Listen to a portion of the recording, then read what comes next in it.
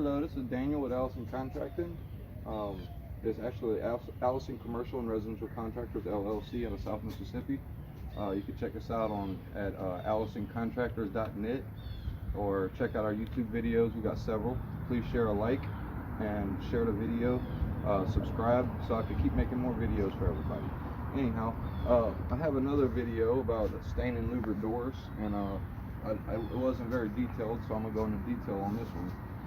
Anytime you're doing louvered doors, I would recommend taking them off the hinge and setting them up in an area where you don't have too much sunlight. The sun tends to heat the door up, and it dries the paint much faster, and then you got runs and stuff like that you don't get to catch. And that's a major problem about doing louvered doors, staining or painting. They always have runs on them because of all of the shades inside of here. They like to catch paint in the corners and on the edges. So you got to really pay attention when you're doing this. And I would recommend not using very much paint when you do paint them. You use a paintbrush and you want to, lightly dab it, and not get too much on there. That way you don't have a lot of buildup. So anyhow, when you do it, you always want to run with the wood. Always go with the grain. You don't want to go against the grain. Always go with the grain. If you go against the grain, buildup will happen, and it'll show in your lines after the finished product is done. When you're painting them, you want to pay attention to all your little corners and crevices inside of here, because that's where paint likes to build. You want to do it rather quickly.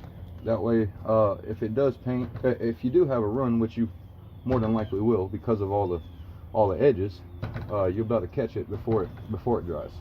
So you want to go in there and paint each crevice. Go with the grain. Always go with the grain.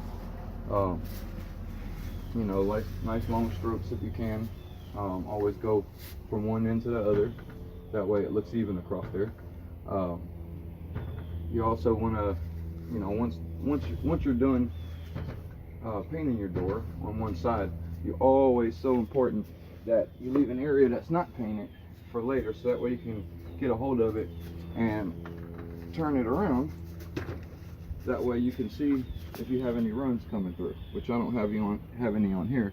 But a lot of times when you're painting, your brush will slip through this other side here, and it'll get some buildup on the other side there. So you want to make sure to catch that. That's very, very important. Another I guess you could say tip idea would be to sand it down. You always want to sand down your doors. This one right here has got a smooth finish, so I don't really have to sand it. But if I was to stain it or paint it a different color, I would definitely have to sand it down, rough it up a little bit so to hold the paint.